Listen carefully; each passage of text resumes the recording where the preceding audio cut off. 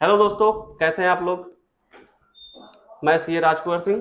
स्वागत है आपका एक नए वीडियो में।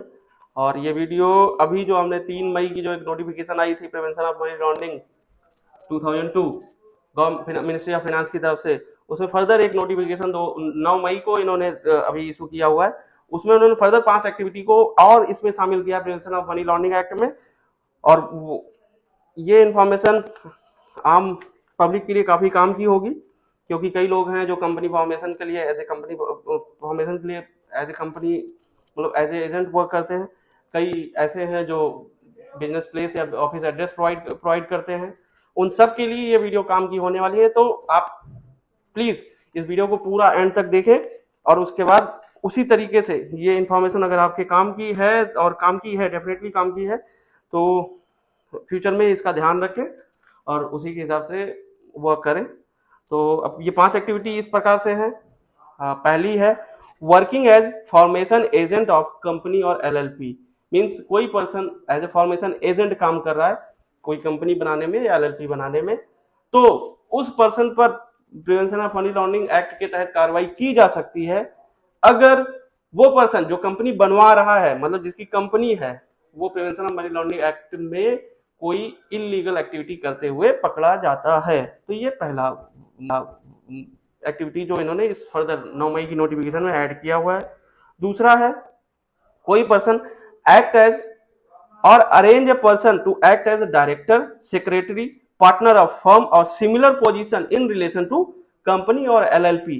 मींस कोई पर्सन है जो एक्ट कर रहा है as a director, as a secretary, as a partner of LLP, या फिर किसी को अरेंज कर रहा है, किसी दूसरे पर्सन को अरेंज कर रहा है to act as director, secretary और पार्टनर इन कंपनी और एलएलपी। इन दोनों केस में भी उसके ऊपर prevention of money laundering act के तहत कार्रवाई की जा सकती है अगर वो पर्सन जिसकी एक्चुअल में कंपनी है वो prevention of money laundering activity में कोई इलीगल एक्टिविटी करते हुए पकड़ा जाता है। तो बी केयरफुल। तीसरा है प्रोवाइडिंग रजिस्टर्ड ऑफिस। ये लैंडलॉर्ड के लिए है जो बिजनेस ऑफिस किराए पे प्रोवाइड कर रहे हैं। Providing registered office, business address, correspondence address, administrative address for company, LLP और ट्रस्ट। मींस अब ये जो लैंडलॉर्ड्स हैं उनके काम की बात है कि आप किसी को भी अगर बिजनेस ऑफिस या करेस्पॉन्डेंस एड्रेस दे रहे हैं तो बी केयरफुल।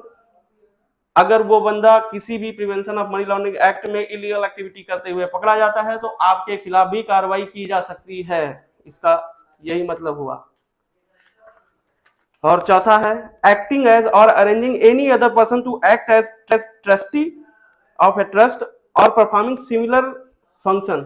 मींस अगर एक पर्सन खुद एज ए ट्रस्टी वर्क करता है या फिर किसी दूसरे पर्सन को अरेंज करता है एज ए ट्रस्टी वर्क करने के लिए, तो वो पर्सन जिसका ये एक्चुअल में ट्रस्ट है, अगर वो prevention of money laundering act में कोई इलीगल एक्टिविटी करते हुए पकड़ा जाता है तो इन दोनों के खिलाफ, मींस आपके खिलाफ या आपने किसी और को अरेंज किया, तो उसके खिलाफ भी prevention of money laundering act के तहत कार्रवाई की जा सकती है। तो बी केयरफुल। और लास्ट वन है टू एक्ट एज और arranging any other person to act as nominee share holder for any other person. Means कि आप या तो एक पर्सन खुद या किसी दूसरे पर्सन को अरेंज करता है to act as nominee share holder for any third person. तो अगर वो third person prevention of money laundering act में कोई इलीगल एक्टिविटी करते हुए पकड़ा जाता है तो उन दोनों पर्सन के खिलाफ जो खुद या तो एक्ट कर रहा है as a nominee share holder या फिर वो दूसरा पर्सन जो थर्ड पर्सन के लिए as a nominee share holder work कर रहा है, उनके खिलाफ मनी लॉन्ड्रिंग एक्ट के तहत कार्रवाई की जा सकती है। तो आशा करते हैं ये जानकारी आपके काम की होगी। And be careful. फ्यूचर में किसी के लिए भी कोई एक्टिविटी, कोई कंपनी रजिस्टर करा रहे हैं या एलएलपी बना रहे हैं तो उसमें ये चीज ध्यान रखें, इस नोटिफिकेशन का ध्यान रखें। और लैंडलॉर्ड्स प्लीज किसी को एड्रेस देते समय ये चीज जरूर इस नोटिफिकेशन का ध्यान होना चाहिए, अन्यथा आप भी इसमें कवर हो सकते हैं। आशा करते हैं ये जानकारी आपके काम की है। और अपनी वैल्यूएबल रिव्यू अपने आप कमेंट में दे सकते हैं। अगर कोई क्वेश्चन है तो कमेंट में पूछ सकते हैं, हम उसको नेक्स्ट वीडियो में एंटरटेन करेंगे। अभी के लिए बस इतना ही। Thank you.